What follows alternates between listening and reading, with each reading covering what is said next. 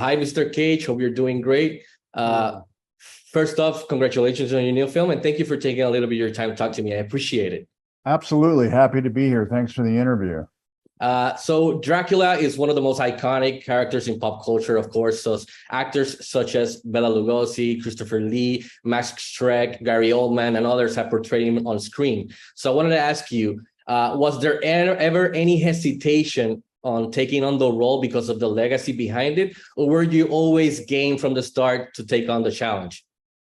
Well, Dracula, especially when you're getting the call from the House of Universal, is one of those characters where I don't know how to say no to the invitation. I do think that Dracula is a character that has been done well a few times, but it has mostly been done not very well. And what I did was I looked at the times that I thought Dracula had been played well.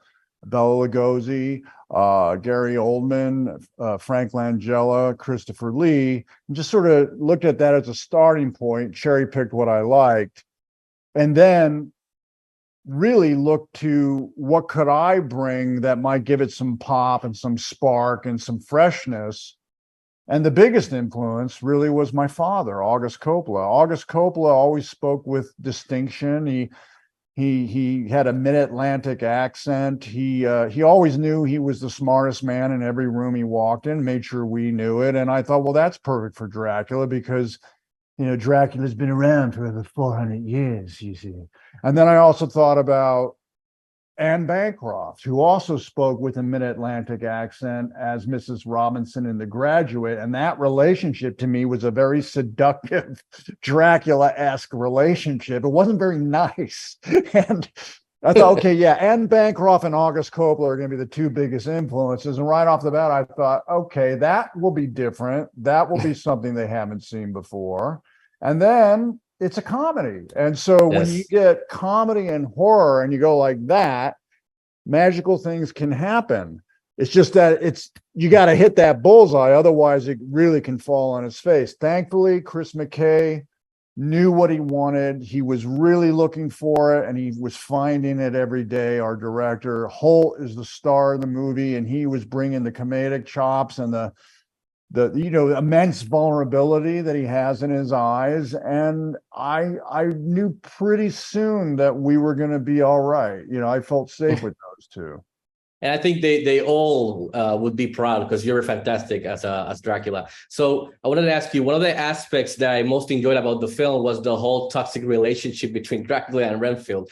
I mean, it's horrible, but you can't take your eyes off of it, like a crash. So was this one of the things that most attracted you to join the project? And as an actor, how appealing was it to dive into this subject matter, one that's more relevant today than ever? Well, exactly right. And that's what made it relevant. That's the key word. That's what's new about this storyline with Dracula and Renfield, set in a modern day in New Orleans. It gives you something to look at that people can go, I know what that's like. Even though these are two absurdist supernatural characters, it's still dealing with something with simpatico. It's not making fun of it. It still treats it with a compassionate eye because it's a serious subject matter.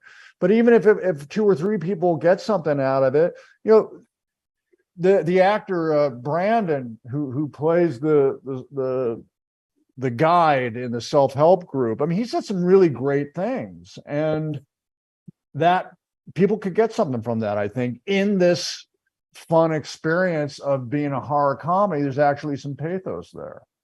Before wrapping up, I quickly wanted to ask you, you've been like Vampire's Kiss, you've done a lot of, your career has been amazing, so it's just a pleasure talking to you. But I want to ask you, why do you believe or think audiences have always been fascinated or obsessed with the whole vampire Dracula mythology?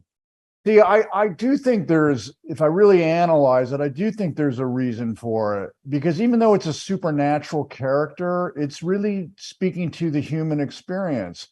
You take things like, troubling things like addiction, whether it be alcohol or heroin or sex, and you supplant it with a lust for blood.